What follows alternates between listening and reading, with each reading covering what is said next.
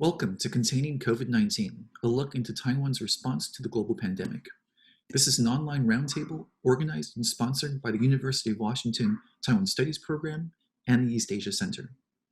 My name is James Lin, and I'm an assistant professor of international studies at the Jackson School of International Studies at the University of Washington and a historian of modern Taiwan. Today, I'm joined by two special guests, William Young and Jessica Drun. William Young is a journalist based in Taiwan, where he writes about politics, society, and human rights issues in China, Taiwan, and Hong Kong. His work has appeared in BuzzFeed News, The Guardian, The Independent, South China Morning Post, and Deutsche Welle. He's also a regular correspondent for CTV and Radio New Zealand. Jessica Drun is a non-resident fellow at the Project 2049 Institute. She was previously a project associate at the National Bureau of Asian Research, and has also held positions at the National Defense University and the Center for Strategic and International Studies. Her research interests include cross-state relations, Taiwan domestic politics, US-China relations, US-Taiwan relations. Today we'll be talking about Taiwan and COVID-19, exploring issues such as how Taiwan has been successful in combating the spread of COVID-19, what lessons can we learn for the US and other countries, how Taiwan's response compares to other countries, and ramifications of the coronavirus, such as impacts on society and public health, and Taiwan's continued exclusion from the World Health Organization. We'll start by giving each of the guests 5 minutes to discuss their perspectives on COVID-19 in Taiwan, then transition to a discussion with questions provided by you, the audience, as well as members of the UW Taiwan Studies community. Without further ado, William, please start us off. So I think the starting point for why Taiwan has been pretty successful with its handling of the entire pandemic should go back a little bit in time in history, because of the fact that in 2003, Taiwan experienced a similar outbreak called the SARS epidemic. And at the time, Taiwan was hit pretty hard, but from that experience, Taiwan established a national system where there is a national central command center whenever a similar outbreak happened again in the future. This command center will be mobilized. And what that means is that basically the head of the Center of Disease Control in Taiwan will become the commander-in-chief for ordering and delegating all the personnel and resources that are available. So back in January, when the cases in Wuhan started to emerge and started to spread pretty quickly, Taiwan immediately mobilized the center, and what they did is first they sent experts to Wuhan to really study on the ground and gather as much information as they can. And then when these experts came back, they share all the information with the Center of Disease Control. And then the command center itself then started to consider and also prioritize what are some of the early moves that they should do. So what Taiwan did early on is that they started very carefully testing and surveilling all the incoming flights coming from Wuhan. And then pretty much towards the end of January, Taiwan decided to become the first few countries to block off its border from all the visitors coming from China, Hong Kong, and Macau. And at the time, it was considered as a very, very early precaution measures because of the fact that at the time, Taiwan didn't really already have a lot of the cases emerging, but also that was also during a period of time where around 1 million people working in mainland China were coming back to Taiwan for the Lunar New Year holiday.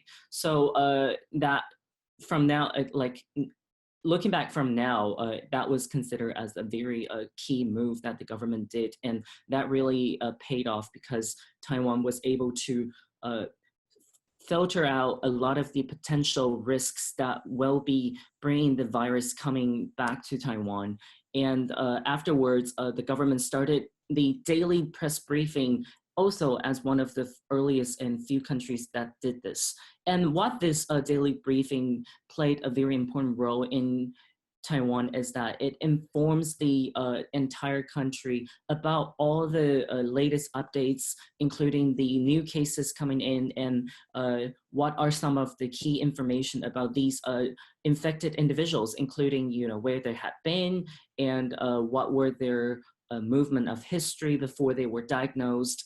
And then also during these briefings, typically the officials will be sharing any of the new measures that they roll out in a very transparent way. So from the rules about quarantine to the regulations that the Taiwanese people will have to watch out for. And then later on, when they started rolling out the monitoring and surveilling the phone signals, they also explained during these press briefings in terms of what were the purpose of these particular tracking measures, and also what were the methods that were being used, so that the Taiwanese audience and Taiwanese citizens will not be feeling like their privacies are being breached. So I think that actually plays a very important role in terms of the civil society being receptive towards these more invasive measures that the government rolled out in order to make sure that they had all the information that they need to track the development of the pandemic. And I think that all these elements adding up together, the transparency and the willingness of the government to communicate with the civil society on the very regular basis are some of the key factors that made Taiwan such a successful case study. But at the same time, I think it's also worth noting that Taiwan is a very unique, in a very unique position in terms of that it does not really have any physical border with any countries. So for Taiwan to block itself off, or like blocking like incoming traffic from other parts of the world is it's much easier than countries with multiple physical borders with multiple different countries, because it was a lot easier for the Immigration Bureau to track all the incoming passengers and all the information. And also another key thing that the government did is to combine different kinds of data typically managed by different government agencies into one. So for example, at the border, the officials will be sharing the incoming passengers' information, including their travel history, with the health ministry, so that when the frontline medical doctors, when they open up the system and read the case and the file of each individual, they will not only be able to see the medical history of these people, but also the history will also include where they have been and also their immigration history. So that actually, in the public health experts' point of view, is also a very unique way of utilizing the power of the data and to really inform the key personnel that will be dealing with a lot of these, making early contacts with possible patients. That's my part. Great, thanks, William. So we'll hand it over to Jessica now.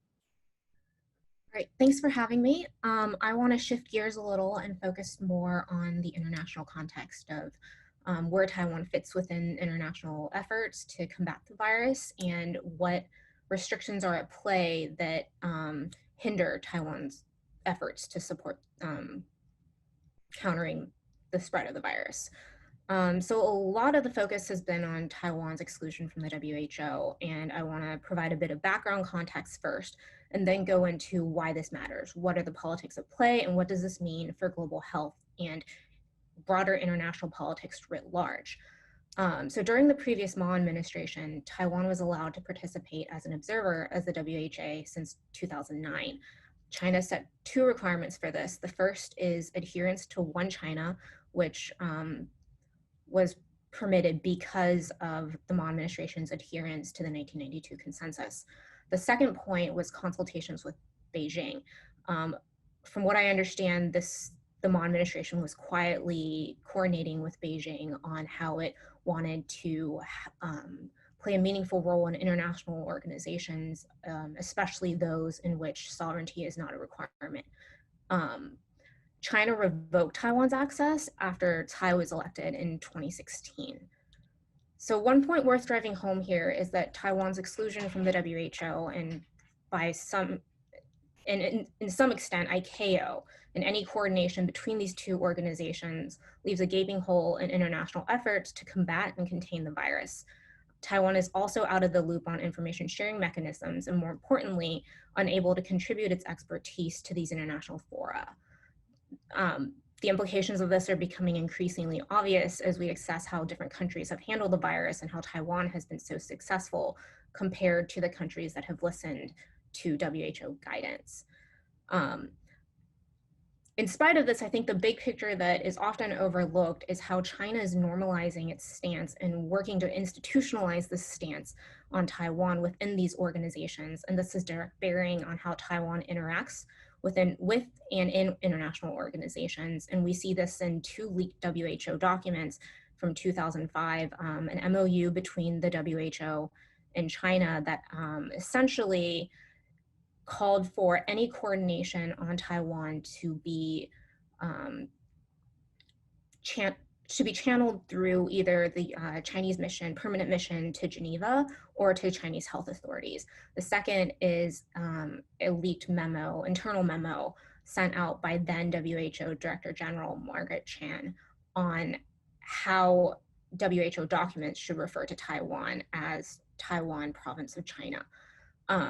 So this has bearings on how Taiwan can participate in the future, and it also shows how China's influence within these organizations is restricting Taiwan's role. More broadly, in terms of what this means for global politics, is, this could have implications for any issue down the line, not just global health, with any organization that China has undue influence in. These are great introductory points. Thank you, William and Jessica. I was thinking we could start with a discussion now of some of these points, and also to discuss some of the questions we'd collected beforehand from the audience. I could first start perhaps with a discussion of what made Taiwan successful in its battle against the pandemic. So to recap some of the points that William brought up, I believe that you had mentioned 5. One is the transparent communication between government and society. 2, that Taiwan recognized the potential danger of the outbreak early on and reacted quickly to a potential outbreak. 3 is the kind of geographical benefits that Taiwan gains as an island, meaning that it's easier for Taiwan to control the coming and going of people who might be potential vectors for COVID-19. 4 is coordinated government action, especially between different government agencies, and the fact that they're centralizing authority within a certain branch of government and coordinating all communication through that branch. The 5th is the use of public health data to track the comings and goings of people within Taiwan. And this is kind of the usage of the cell phone data that has been much discussed throughout the media. I was wondering if you think that these lessons might be transferable to other countries. Is this something that other countries can use Taiwan as an example in their own efforts to battle COVID-19? Yeah, definitely. I think let's just take the U.S. as an example. Even though the U.S. Political system is a very, very different, being administered in a very different way than in Taiwan. But one thing that the U.S. has not really been doing good enough is, during the daily press briefings, a lot of the times the information shared by officials are very contradicting on their own.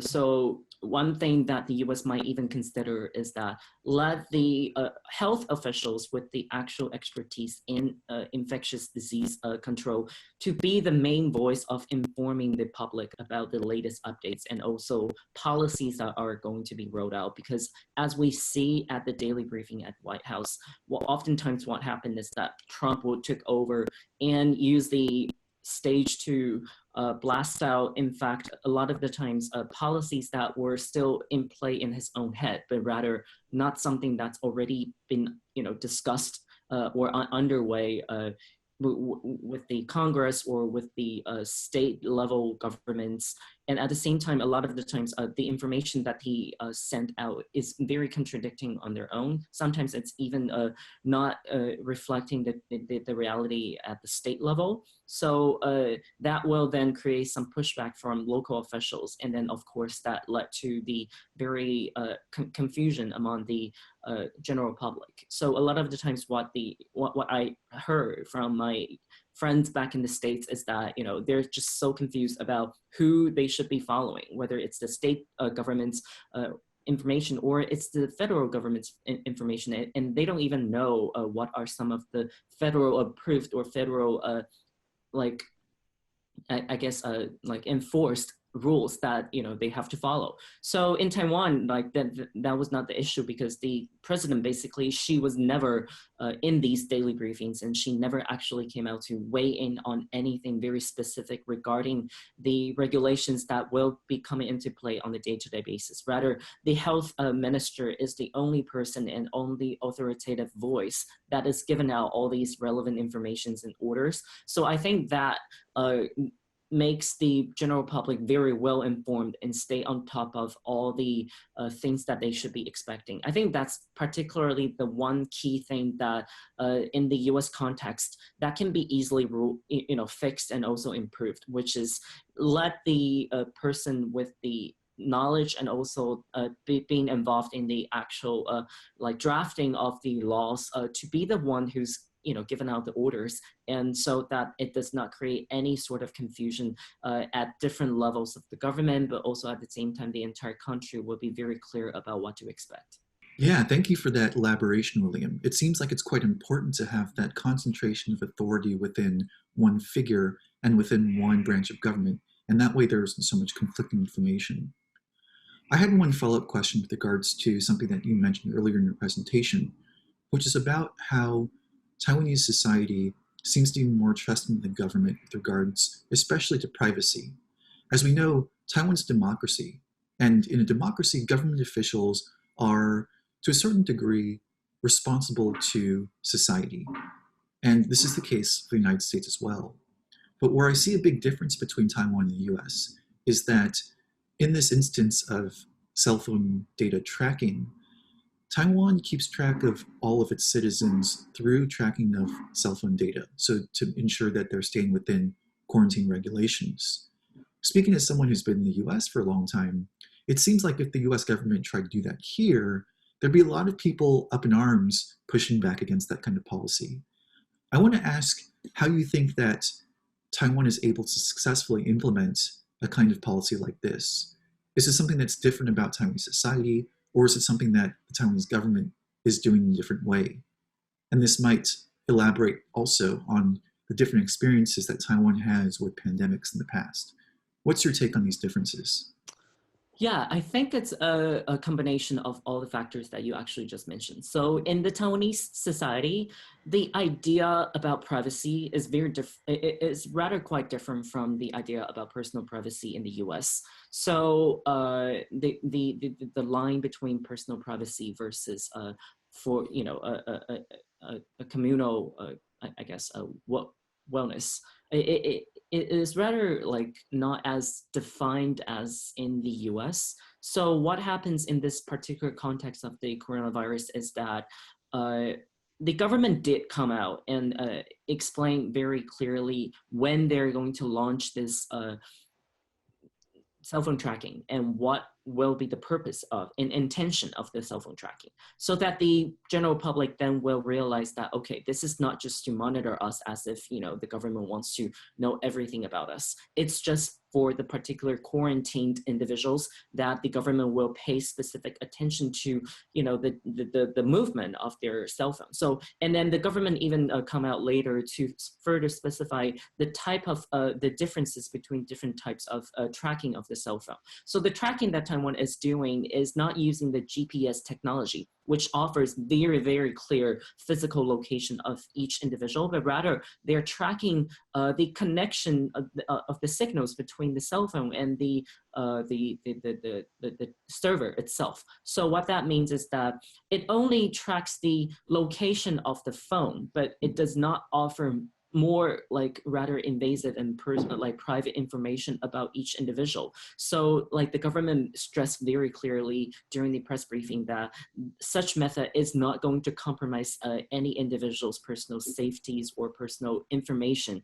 And that offers a very big comfort to making the civil society become very receptive towards that. And then I think another factor is just simply that the experience from SARS is very, very vivid, and people still remember how deadly these like pandemic could be. So they're very willing to comply with the government's policies because they have the trust in the government being transparent with the civil society when there are new things coming out, when there are things that are about to change, and every move that they make will be communicated in a very clear way. So I think the trust in the government, the transparency between the communications, and also the experience from SARS that they know the government should be given maybe a little bit more power than before in order for the country to operate in a very as more normal as they can. So these combinations together, I think, created the very interesting balance that we've seen between the civil society and the government. Thanks, William. So we've been talking a little bit about Taiwan compared to the United States, and I think we could maybe talk about comparing Taiwan to other places in the world, especially some of the recent other success cases that have been discussed in the media. Now, Taiwan, there's a great emphasis on digital tracking, which we've just talked about. In South Korea, we have an example where success is really correlated with mass testing. And in Vietnam, we have a slightly different story where there is a single party state and where government action looks a little bit different because of the political setting that Vietnam is under. So Taiwan is a democracy, as we all know. How does it compare to some of these other success cases like Vietnam, like South Korea? What's similar between Taiwan and these other cases, and what's different? Yes, I think in fact, recently there also have been debates within Taiwan about whether Taiwan should, universally testing everyone, because there are some like some parts of the civil society still has some suspicion about the Taiwanese government not testing enough people.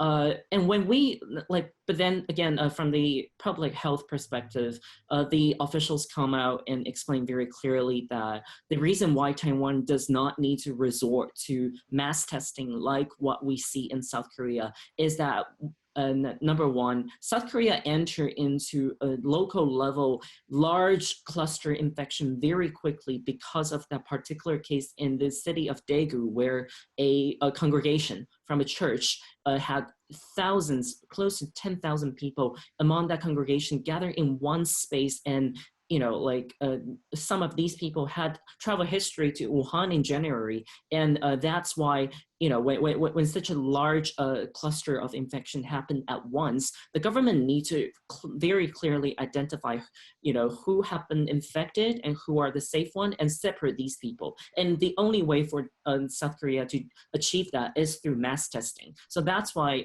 South Korea will have to do that in order to get the entire pandemic under control. But rather in Taiwan, the government intervened very early on, and it kept a very clear observation and also tracking about each case and the development of it. And so it becomes much easier for the Taiwanese government to track the pandemic on a case-by-case cases rather than having to resort to a mass testing that's trying to identify all the potential virus carriers. And so that's I think the big difference between South Korea and Taiwan. And as for Taiwan and Vietnam, the big difference obviously is in the type of governance. So Taiwan is a democratic country where a lot of the information is readily available to the public, whereas in Vietnam, there is always a certain level of censorship controlled by the government, a little bit similar to China, but not to the extreme extent that the Chinese government does. But what the particular case in Vietnam did pretty well is that, again, the government has a lot more power to decide what they want to do, how they want to run this, and how they want to manage the country under this pandemic. So they are one of the very early countries again to block off and sealed off the entire border to the outside world. And that really played a key role for the way that they can prevent the virus from entering the country. And also the government has been, doing a very strict tracking of the citizens' movement, of freedom of movement is being restricted to a certain level. So that also helped them to make sure that the virus is not going to travel between different provinces, and they were able to also have a very good understanding and control about the updates. I think that's the differences in the comparison between Taiwan and these two particular cases. Yeah, that's really remarkable, especially in the Vietnamese case, where you do have a government that, at least in theory, has a greater control over its population, stemming from the fact that it is a single party state system. But you see very similar responses between Taiwan, which is a democracy, and Vietnam, which is not, in how they're treating the COVID-19 crisis. And what you've mentioned, William, is the similarity in this very quick action, the recognition that there indeed could be a really serious pandemic quite early on after the observation in Wuhan. And so you do have an instance where both Vietnam and Taiwan have a great deal of quickness and speed in which they're responding. There's also something a little bit different, which is this question of state capacity, which is the ability to lock things down, to initiate public health campaigns, to inform everybody about the dangers and what needs to happen in order to prevent transmission. And I think that what's different here is that in a democracy, usually you have slightly reduced state capacity. But in Taiwan, you see an extremely capable response, a rapid public health campaign, distribution of face masks, and kind of very clear government to society action. You see that in Vietnam as well, but it's not so surprising because it is kind of an all-controlling party state. It has control over the media, it has control over information flows, and so it has a different state-society relationship where the state controls a lot of what happens within society. William, I know that you mentioned as well South Korea's ability to ramp up testing, especially with the kind of unexpected spread of initial cases in Daegu. Now, that reminded me of something that we see in Taiwan right now, which is the mass production of face masks. Early on, Taiwan banned the export of face masks, but now Taiwan has a policy where citizens can purchase face masks at deeply discounted prices. Each citizen has a certain quota that they can purchase every so number of days. And now that you see Taiwan with a surplus of face masks, they're actually conducting what the media has called mask diplomacy or face mask diplomacy, which is donating face masks to other countries as a gesture of humanitarian aid and as a gesture of goodwill. I wanted to ask both William and Jessica the kind of implications this has, since it crosses both the domestic realm as well as international relations. What is the relationship between governments and industry that allows for this mass production of medical supplies? And how is face mask diplomacy changing Taiwan's foreign relations, changing Taiwan's place in the world and its relations with other countries? I'll let you guys take this question however you'd like. I can start, and I guess I want to first jump back a little to the earlier point on parallels between Vietnam and Taiwan. I think both governments have an inherent distrust of the Chinese government system, and that played a part in the early reaction to making sure that public health measures were rolled out. At least on the Taiwan side, we all know that the CDC sent a letter asking for more information through the approved IHR channels that the WHO allows for Taiwan, and all they got back was a simple acknowledgement that they received the notice. And I think at that point was when Taiwan officials started to take it more seriously, understanding that they had to act unilaterally and be self-reliant. And we saw how depending on the WHO kind of relying on WHO responses and announcements on whether it was a pandemic or not had an adverse effect in Tokyo, which reacted too slowly because it was waiting for the formal announcement. In terms of the mass diplomacy, I think it's really brought Taiwan up, or it's really given Taiwan a much larger international platform than it's had before. And it also drives home to a lot of these countries, like, look, there's this actor, and you know, they just want to contribute and support public health efforts. Whereas on the other side of the token, you have Beijing, who is politicizing these efforts and working to, they're politicizing the effort and prioritizing cross-strait politics over global health. Yeah, I think I definitely agree with what Jessica just pointed out, which is that the distrust in the Chinese government made Taiwan had to realize that it is on its own. So that's why the government had such a robust system in place, and that they can also at the same time, they know that they need to prioritize how to assess the domestic ability to deal with this global pandemic on its own, rather than expecting that there will be some parts that the international support will play. So when a country thinks that it is on its own and like it needs to be able to withstand this pandemic on its own, that's when the Taiwanese government, in the beginning, they banned the export of the masks, just because there is a very brief period of people being panicked and then hoarding like all the masks that were available at drugstores and like grocery places. And that made the government realize that, okay, they need to announce that people need to stop hoarding onto these masks, so that everyone will have, will be able to have access to that. And then, so the idea of that the greater wellness of the entire society should be prioritized over personal safety is again being communicated and repeated very early on in Taiwan by the government. And the civil society then, like become very receptive after the government repeatedly emphasized that the control of how many masks that each person can have is not the government's way of being a dictator over like, okay, this is all you can have, but rather is for the government to have a very clear idea about what is the amount of the masks that are still in stock, so that they know how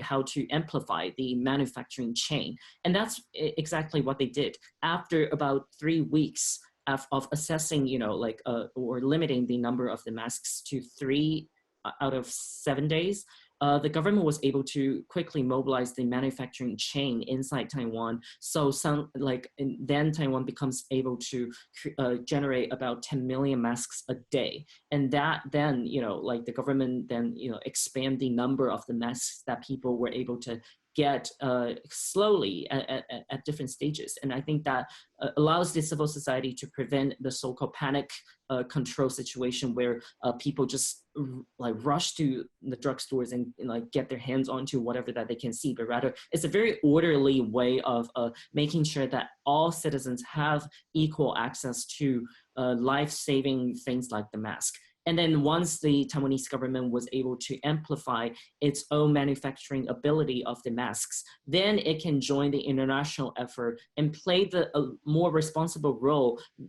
At the same time, when China was in fact claiming that they donated millions of masks to different countries, but in fact, a lot of these countries, they have to pay for these masks. And a lot of the times when they receive the millions of masks, they realize that a lot of these masks qualities are bad. In India, they received masks made of underwears, and in Canada and the Netherlands, they received masks that were faulty. So, and then, when Taiwan, again, make the same contribution, but in a very responsible and trustworthy way, that then, suddenly becomes the differences between Taiwan and China.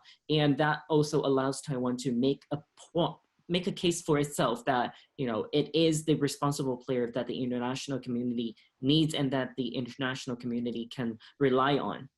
And this also reminds me that the COVID-19 pandemic shows that what's important is not just state and society relationships, but also relationships between state, society, and private industry or corporations.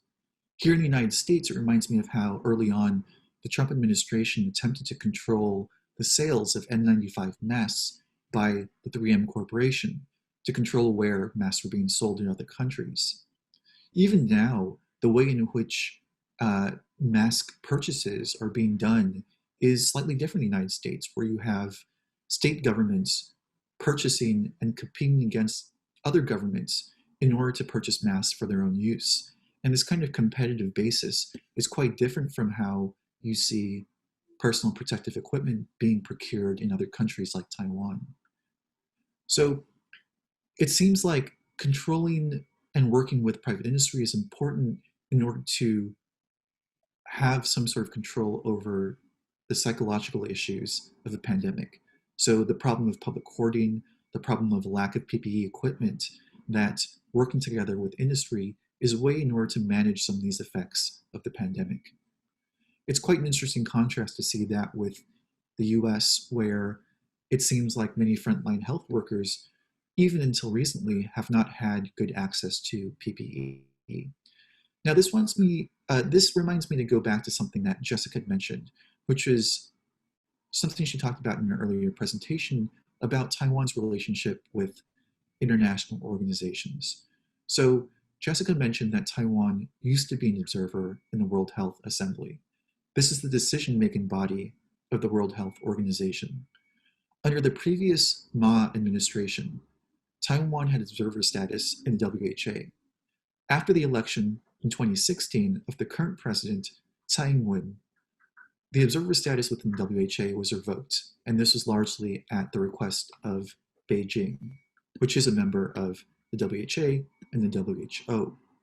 Now, Taiwan is excluded from a number of international organizations, and this stems from UN rules regarding member states, where Taiwan is not recognized as a member state of the UN. And so because of this, Taiwan is excluded from a number of international organizations. Jessica mentioned the ICAO, which is the International Civil Aviation Organization. In this case, we have something a little bit different. We have a global pandemic, and this is something that affects millions of lives, not just within Taiwan, but also outside of Taiwan. And so it seems like we're in a different situation where Taiwan's exclusion from international organizations actually risks public health. It risks lives. And Jessica mentioned that Taiwan's data on the coronavirus was not shared with the rest of the WHO early on in the crisis, which potentially could have led to a number of lives being saved if action was taken earlier based upon Taiwan's observation of person-to-person transmission. Now, I want to ask whether Taiwan's exclusion from international organizations will be changed because of this current global health pandemic. Is this a line of argument that Taiwan might use and push going forward, that its exclusion from international organizations has more than political ramifications, it also has public health ramifications, and it puts other lives at risk, not just the lives of Taiwanese citizens? Will we see this going forward? I think that Taiwan will be pushing that narrative in its effort to regain observership within these organizations. In terms of the feasibility, I think there will still be limitations on how much Taiwan or what role Taiwan can play given China's prominence within these organizations and its influence, even in spite of growing international calls for Taiwan's observership. We see that China prioritizes cross-strait relations and it pressuring Taiwan over global health. And we see this as early as 2016. So that year, so during Ma's lame duck period, Taiwan's letter to, during Ma's lame duck period, Taiwan's invitation to the WHO that year was delayed. And it was largely interpreted as a signal to the Tsai administration that, hey, or the incoming Tsai administration, that if you acknowledge the 92 consensus in One China, then this will be a carrot that we continue to extend to Taiwan to have greater international space. But if you don't, then this will be a stick. And then, that's what happened. Tsai Essentially, Tai called for a continuation of the status quo, but it was insufficient for China, and so it revoked Taiwan's observership in a number of international organizations. Yeah, I do think it's a little bit different when we're discussing Taiwan's exclusion from the WHO. Because, for example, Taiwan's excluded from the ICAO, and being excluded from a civil aviation organization has effects like not being updated with regards to latest kinds of aviation changes, possibly because of the pandemic. So it affects logistics, it affects travel, it affects business. But something like being excluded from the WHO affects lives. And so I think public health does cross into a slightly different realm because it is a narrative about lives being put at risk.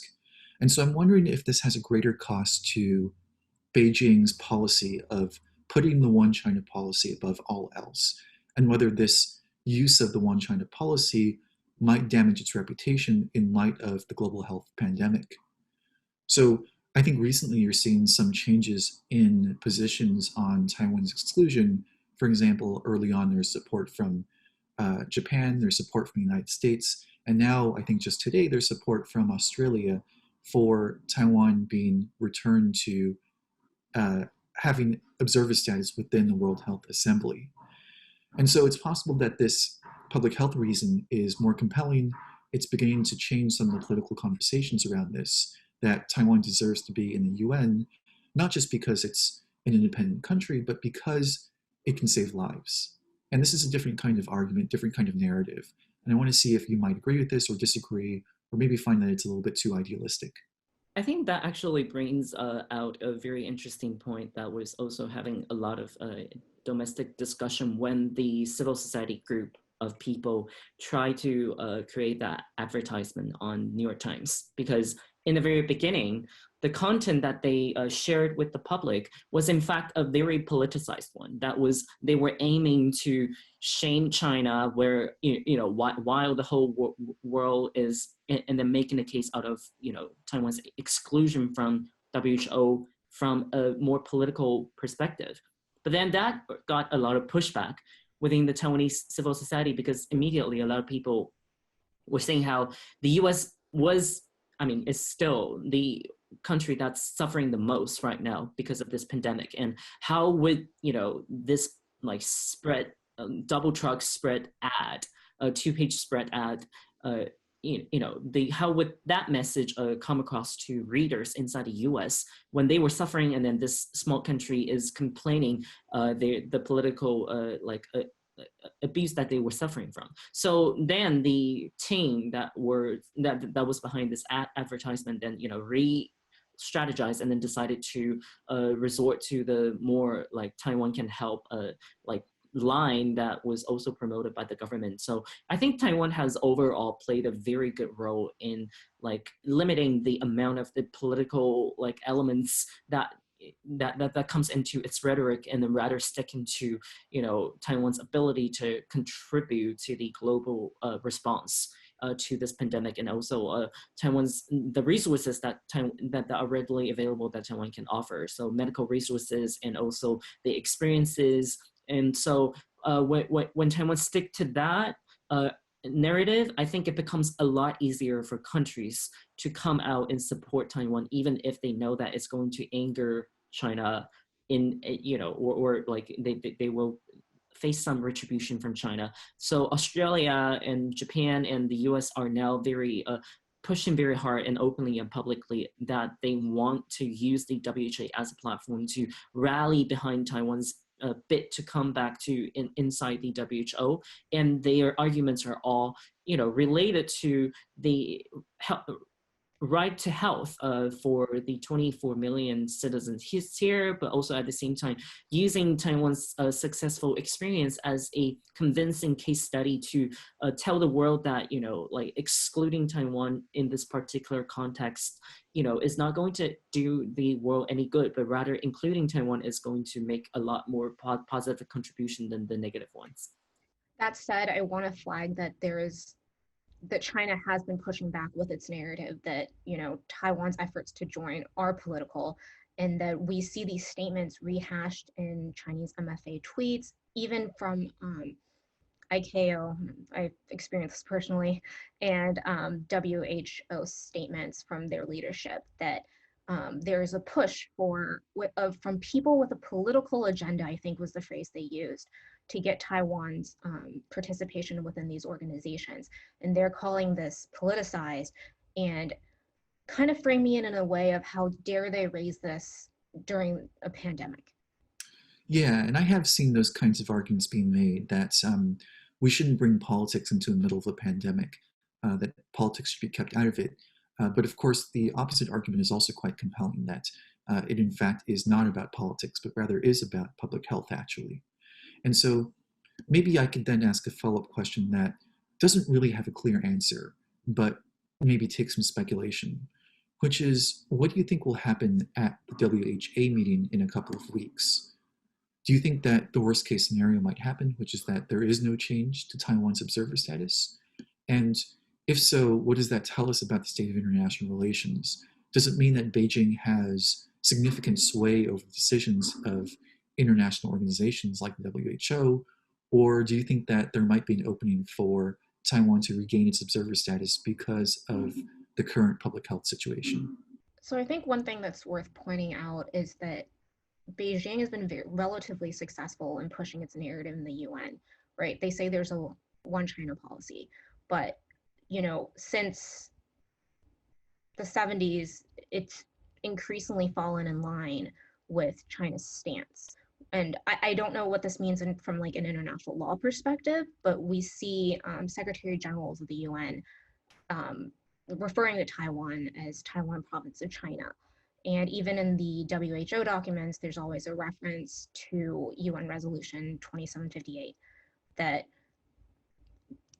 the UN resolution resolved that Taiwan is a part of China. But if you look at the language of the resolution itself, it only indicated that the PRC represented China in the UN and that the representatives of Chiang Kai-shek would be expelled from the organization. There was no discussion of the status of Taiwan within this, but we see this playing out in the leaked WHO documents and China's continued insistence that the UN Resolution 2758 settled Taiwan's status as part of China. And I think as analysts and academics, we need to be careful and make sure the public discourse on Taiwan is countering these narratives.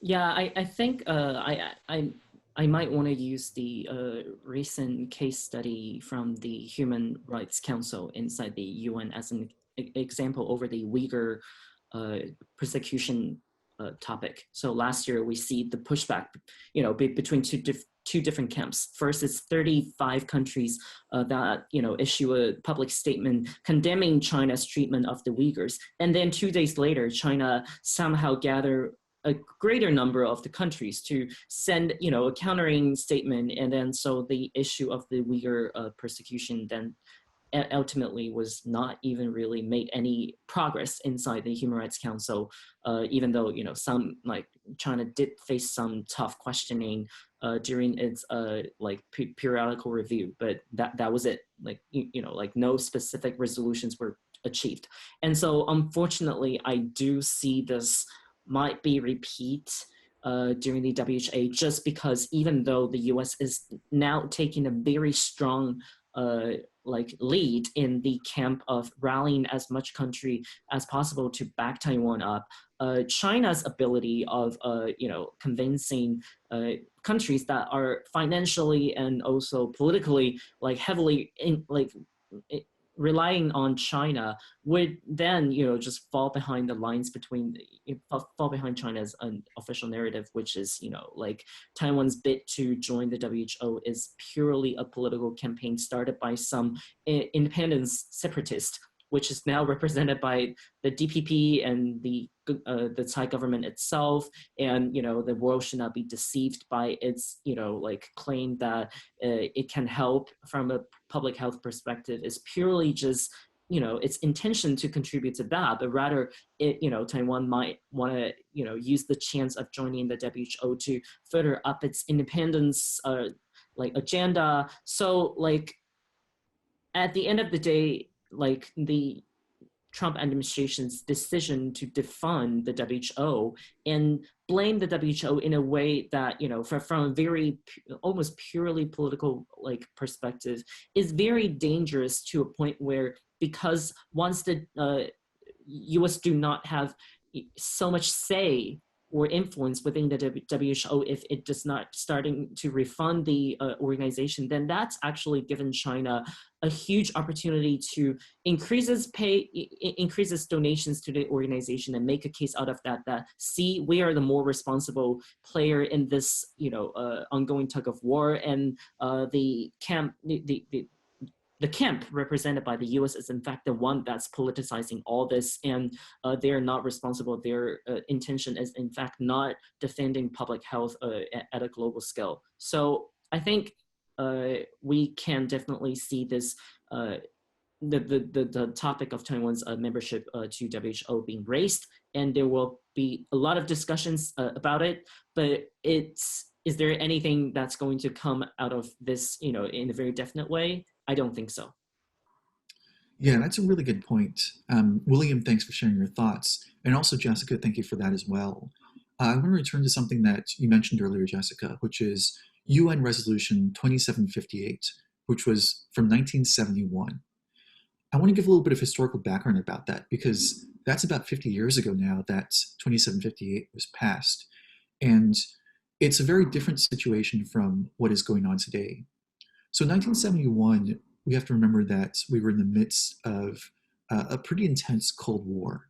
And the resolution was whether or not the Republic of China, which is officially the name of Taiwan, represented all of China.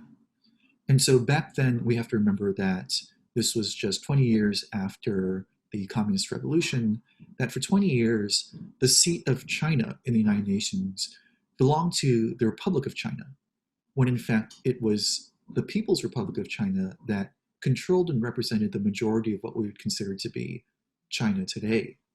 And so it was basically a correction. 2758 was a correction to move the official recognition of China from the Republic of China, which was essentially an exiled government, to the People's Republic of China, which claimed that it was the rightful government representing China. Now, this is important because 2758 does not discuss the status of Taiwan. It doesn't say anything that is like Taiwan is not a part of China or Taiwan is a part of China. And we have to remember that the Republic of China insisted back then that Taiwan was a part of China as well. And that is because that was a very different era where the Republic of China believed that it was the rightful government of all of China. Of course, today, most Taiwanese people do not believe that. Most Taiwanese people believe that they do not identify themselves as Chinese. Chiang Kai-shek, who was the dictator in charge of the Republic of China, is long dead. And so we have a very different situation 50 years later, where UN General Assembly Resolution 2758 is being used for a very different contemporary situation. And it seems like a lot of its conclusions are being drawn out to apply to situations that it wasn't really originally designed to apply for. And this means that it's being used by Beijing for its current geopolitical purposes, which is to claim that Taiwan is a part of China. So this brings us back to what kind of William was talking about with the WHA, which is that each member state, not just China, but the United States as well, has their own geopolitical objectives. For the United States, the Trump administration, which wants to take a hard stance on China, is supporting Taiwan's observer status, but that could be read as, in fact, an extension of an anti-China stance from the Trump administration. It could also be read as the Trump administration attempting to kind of divert attention away from its own pandemic response, which has been criticized as insufficient or as slow or as inadequate. And so this could be a diversionary tactic. However, for Taiwan's case, this has real implications for global public health. And so it is slightly different than a political situation that some of the other arguments might make it out to be. And so here I want to pivot to perhaps some of the larger questions about the future of Taiwan and some larger questions about the pandemic as a whole, which is that in the past 10 years or so, we've seen arguably a reaction against globalization. We're seeing a retrenchment of nationalist interests. We're seeing a rise in tribalism. And we're seeing this not just in the United States, but in all parts of the world, in Europe, in Asia. With this pandemic, it seems like we have a deepening of these divisions, that we have physical limitations on travel. We have an increase in sentiment that we shouldn't allow people who are not from certain countries to enter certain countries. And my question is, what does this mean for Taiwan? What does it mean for Taiwan's economy that it's being cut off from global supply chains? What does it mean for Taiwan's international position if the pandemic continues to push things in this direction? Does it bring additional risks to Taiwan's future? I think from an economic perspective, the government, in fact, was able to maintain a very slight growth, at least in the first quarter of the year, which was just shared, I think, yesterday. But at the same time, Taiwan is a country that rely a lot, on the global supply chain for the sustainability of a lot of its key industries, including the tech industry, and also so I think if the global supply chain and the way that like global economies are cooperating with each other is being changed fundamentally in some ways by this pandemic because of the limited access or international exchanges that can happen under the context of this pandemic, then the Taiwanese government will definitely have to start coming up with thinking about a more long-term fallback plan for them, in case that the entire supply chain is being rewired or restructured in a way that its industries are not able to keep up with the changes. Taiwan's industry, a lot of its more successful and powerful industries, unfortunately, are not known for adapting to global changes very quickly. It always takes them some time to figure out a way to change the way that they operate, change the way that they think. So the government will definitely have to be the leader in this whole scenario. It's not saying that there is an immediate danger that the global supply chain will be changed forever. But if this pandemic unfortunately drags on to next year or even the middle of next year, then there's for sure, there will be discussion about how global economies need to adapt to this new reality. And Taiwan should prepare itself for that global conversation as well, because the consequences coming out of those conversations will have quite some impact on Taiwan's economy or in industries as a whole. Thank you, William. And I just wanted to ask one follow-up question, which is, you've been discussing the economic aspects of the possibility of supply chain disruptions. What do you think is the possibility of consequences from the political aspect, meaning this retrenchment of nationalist interests, the world becoming more fractured, and these other aspects where it seems like tribalism is becoming the new ideology governing world affairs? Do you think that this might come as a risk to Taiwan as well, that it can become further isolated internationally, and that its bid to return to international organizations and the global stage might be endangered by this current moment of this reaction against globalization? I think, in fact, Taiwan always works a lot better, and Taiwan's way of working fits better into a more cooperative international system. Just because a more individualistic, nationalistic, I think a way of thinking at the international level would then overshadow a lot of the agendas that Taiwan has been emphasizing and trying to push at the international level, because international, as a country that is not really being recognized by a lot of countries around the world. It needs a lot of the unofficial, like global alliance collaboration as a platform or opportunity for Taiwan to participate in international engagement and international relations. So when these alliances might start to,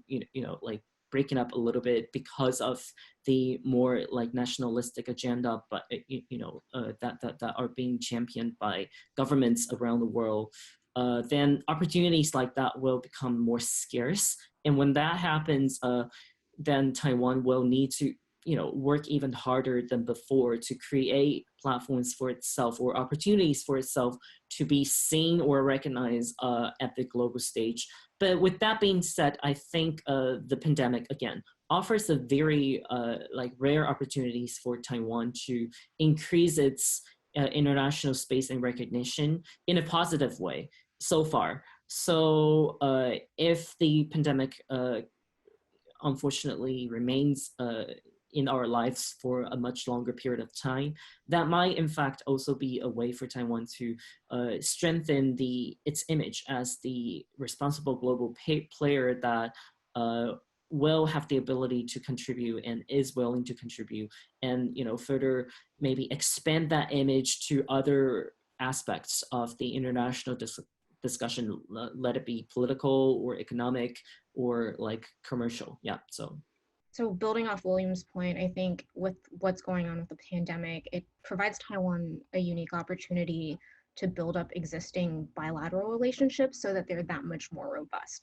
So, in spite of not having official diplomatic relations with the majority of the world's countries, you see Taiwan using mass diplomacy to engage with countries through unofficial channels by sending masks, by sending medical supplies, PPE.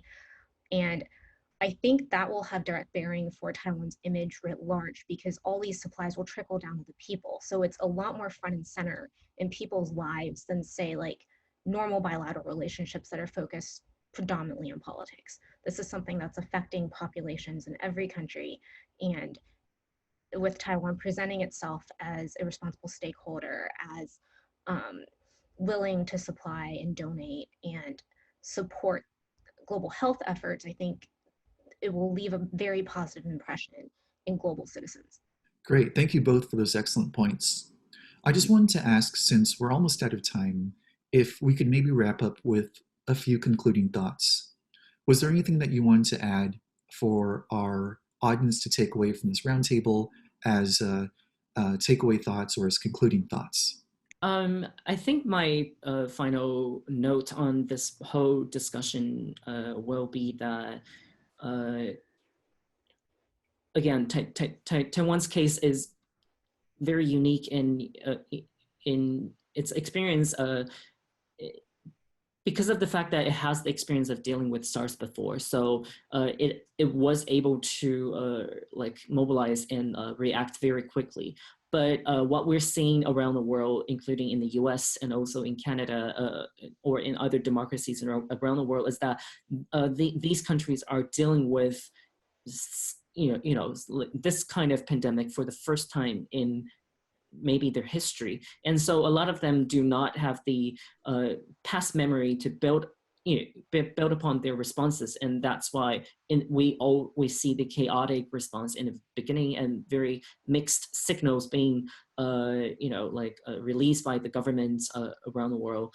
But when they look to Taiwan and see how Taiwan deals with it this time around, they should they should realize that there is reason why governments around the world are like considering like having like supporting Taiwan's bid for the WHO membership as a very important mission, because Taiwan does have the unique experience and perspective to help the world to better equipped with the necessary knowledge and also the I think like mobilization skills to really deal with a unique pandemic like this. And according to some public health experts' perspective, they think that the coronavirus will persist in our lives for much longer, and it might never go away. And so before any effective vaccine and medication are being released or developed at the mass scale, Taiwan's experience will always serve as a very good, I think, case study for any country around the world to take away some of the elements that they believe can be successfully implemented into their own context. Because again, taking the entire Taiwan case study and try to implement the entire case study into any country, it will be almost impossible because of some of the unique conditions that we have already talked about. Taiwan is an island nation, and Taiwan, in a way, has some prior experience to be able to, build upon. So, these are, I think, some of the important points that the audience can take away with them. I have 2 points. The first is that Taiwan isn't seeking membership within these organizations or the UN. It's seeking observership. And there's a precedent for that. We see that from 2009 to 2016. The fact that it's not an observer currently, the onus is completely on China and its influence within these organizations. It shows China's over politicization of global health. And at the same time, it also shows China's growing influence within a number of international organizations. I think with this, we need the United States, other Western democracies to coordinate with other like-minded countries to counter China's influence within these organizations, to show that fundamentally these organizations were created for the global community and not to prioritize the objectives of one member state, which is what we're seeing now. Thank you so much for viewing our roundtable today. Stay safe, stay well, and we hope to see you again.